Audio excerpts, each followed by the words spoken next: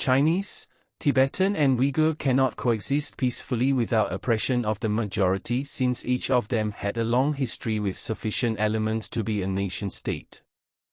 Tibet was reclaimed by the Chinese Communists in 1959, leading to the exile of Dalai Lama XIV.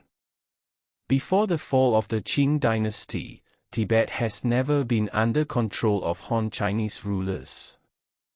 The region was an independent kingdom during the Ming dynasty, and even a previously fierce power threatening the Tang Empire. Tibet, dominated by the Tibetan ethnicity, had a rich culture of mountainous people, along with native religion. Vajrayana Buddhism integrated and became an identity of Tibetan. East Turkestan or Xinjiang also had a rich history during the Golden Age of the Silk Road. This region underwent Islamification and Turkification under the Mongol rulers, resulting in the Uyghur people following Islam. In spite of a few times occupied by the Han Chinese troops, the Han had little influence in the region, other than trade interest. Both Tibetan and Uyghur are dominant ethnicities in defined territories with state religions, established history, and distinguishable cultures. All of those are elements supporting the formation of nation-states. However, ethnicities with sufficient elements to become a nation-state cannot coexist because nation-states must be a defined territory ruled by only a predominant ethnic group. Therefore, the majority, Han ethnicity, must oppress others in the modern context. In comparison to Tibet and East Turkestan, the other minorities dwelling in southern China did not have the opportunity to assemble into nation-states. They have been subjugated by Han Chinese rulers for a long time, segregated into isolated highlands, or assimilated into the Han population.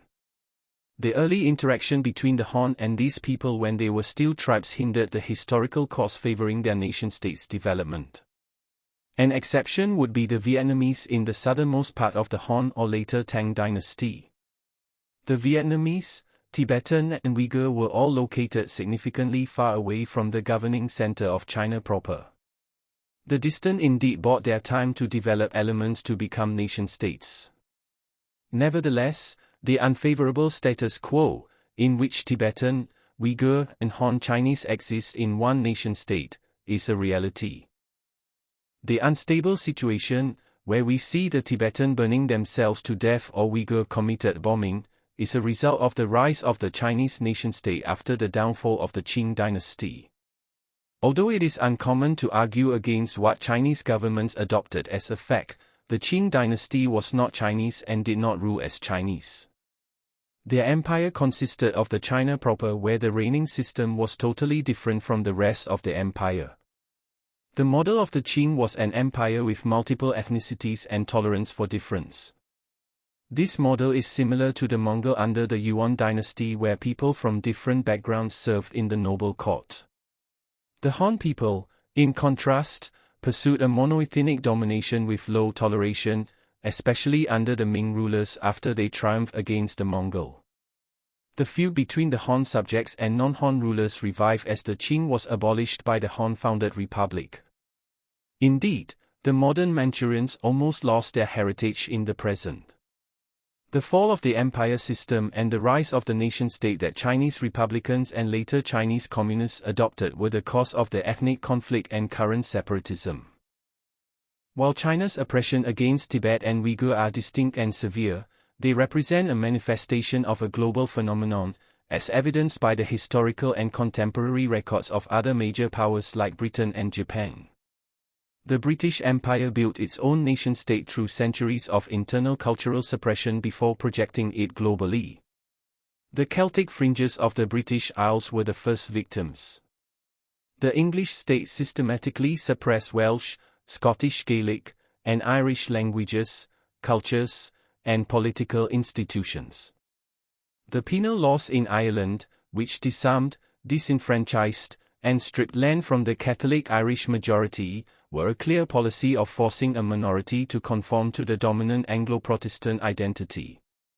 Similarly, the Ainu, the indigenous people of Hokkaido, were systematically stripped of their land, language, and culture through the 1899 Hokkaido Former Aborigines Protection Act, which aimed to assimilate them into farming and Japanese society, effectively erasing their identity. In Korea, which Japan colonized from 1910 to 1945, this process was even more violent. Korean language was suppressed, Shinto worship was enforced, and Koreans were forced to adopt Japanese names. The justification was the same for Japanese, British, and Chinese central governments. It is critical for nation-states to create a cohesive, loyal and unified population. It was not simple that China was right or wrong to force conformity in exchange for economic growth, as the oppression against minorities cannot be evaluated by one ethical standard. The conflict between Tibetan, Uyghur people and the Han Chinese government is inevitable given their potential to form independent nation-states, and the post-Qing political context. Tibet and Uyghur may continue to fight for their rights when Chinese suppression continues to regenerate such counter-effect. Prosperity under the nation-state model requires internal stability along with forceful assimilation of Tibetan and Uyghur.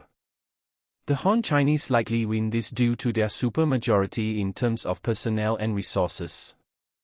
However, there is no guarantee that this propensity will continue in the future until the minorities give up. Once the power is shaken in Beijing, the status quo shall change.